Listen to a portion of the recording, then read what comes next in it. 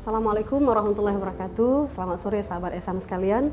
Hari ini insya Allah kita sedang melakukan packing Quran untuk Aceh Tenggara. Ini yang ketiga kali kita kirim. Sebelumnya kita sudah mengirimkan lebih kurang 600 Quran. Insya Allah Quran ini akan kita bagi di beberapa masjid yang ada di Aceh Tenggara, para mu'alaf yang ada di Aceh Tenggara, pesantren dan sekolah-sekolah yang ada di sana.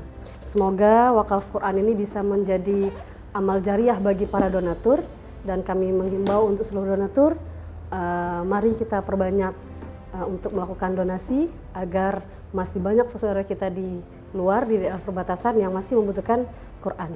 Terima kasih sebelumnya. Assalamualaikum warahmatullahi wabarakatuh.